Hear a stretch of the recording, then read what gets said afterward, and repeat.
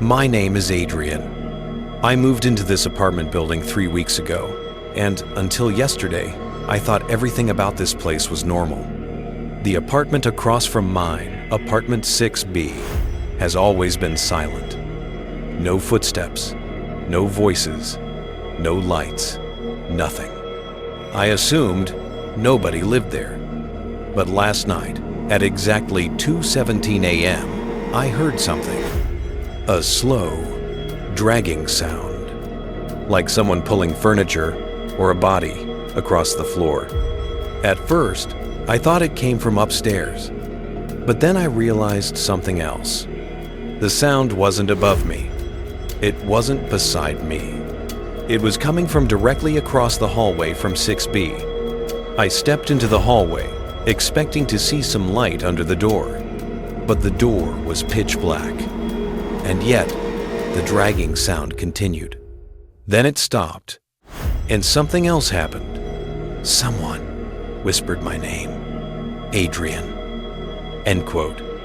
Not loud, not aggressive, just a soft whisper, as if the voice was standing only inches from the door. I froze. I don't know how long I stood there, staring at 6B, waiting for the door to open. It didn't. But when I finally turned to go back inside my apartment, I noticed something I'm sure wasn't there before. A faint red line, like a thin smear of paint or blood running from the bottom of 6B's door, across the hallway, straight to my front door. That's when I heard it again. Adrian, don't go inside. I grabbed my phone to take a picture, but before I could, every light in the hallway flickered, then shut off completely. I don't remember unlocking my door. I don't remember running inside. I just remember hearing one final thing, right before I slammed my door shut. A knock. 3 slow knocks. Coming from my side of the hallway, right outside my door.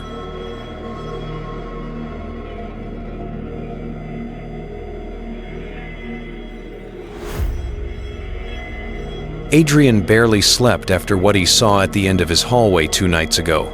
That impossible shadow, standing perfectly still, facing his bedroom door, waiting. He had convinced himself it was stress, or imagination, or a trick of the dark, until last night. The knock. At 2:13 a.m., Adrian woke to a soft tapping sound coming from the hallway. Not the door, not the window, the hallway. He sat up, heart thundering. The sound was too deliberate, too slow, almost like fingers touching the wall one at a time. It taps, then pause. It taps again, then pause. He grabbed his phone and opened the camera, filming toward the door from his bed. The knocking grew louder, not aggressive, just intentional, curious. He whispered into the camera, "It's back. I thought the shadow was just in my head, but there's something in the hallway." His breathing quickened. The tapping stopped. Silence. Then a deeper sound slid through the wood of his door. A long, dragging scrape, as if something tall was leaning against the door and sliding downward. Adrian froze.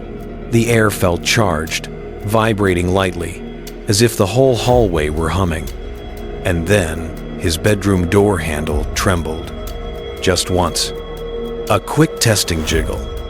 Adrian whispered, "It's trying to see if it's unlocked." The handle went still, but the whispering hum in the hallway grew louder, vibrating through the floor. And then, through the crack at the bottom of the door, a hand slid into view. Bone thin, stretched, wrong. It pressed its long fingers flat against the floor and pulled itself closer. Adrian didn't scream. He couldn't. His phone captured everything, the whispering, the scraping, the shifting shadow beneath the door. He scrambled quietly out of bed and pressed his weight against the door. Whatever was outside responded with a sudden parallel shove, silent but powerful enough to bend the door inward for a split second. Then it stopped. The hand withdrew. The humming faded. The hallway returned to silence, heavy and waiting. Adrian recorded one last whisper. "It knows I'm awake." 3 nights passed, and Adrian didn't sleep through a single one. Not after the thing in the hallway touched his door. Not after it whispered to him. And not after he realized the whisper wasn't a threat. It was a message. It came back just before dawn. He didn't hear footsteps this time. He heard breathing. Soft, steady, right outside his bedroom door. Like someone had pressed their face to the wood and was listening. Adrian grabbed his phone. But the moment he hit record, the breathing stopped. The silence felt wrong. It wasn't empty. It was expectant, waiting for him to move.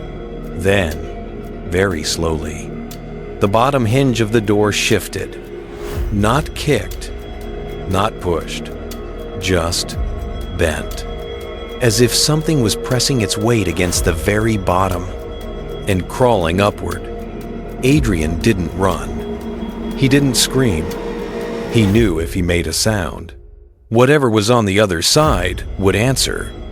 That's when he heard it. A voice, right at the crack under the door. "Adrian, let me see you." The voice wasn't angry. It wasn't violent. It sounded curious. Curious in the way a child watches an insect struggle in a jar. The wood bulged. Not enough to break, but enough to show the outline of a face. Something long, narrow, pressed against the other side. It dragged its cheek slowly across the door, tracing the entire surface.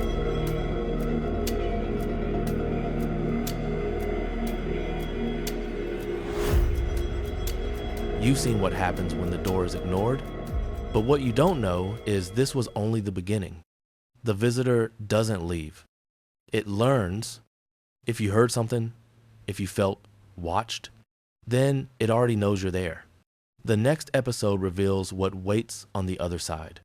Until then, leave a like if you felt its presence, comment if you think the door should have stayed closed, and subscribe so you don't miss what comes next. Because next time, it won't knock.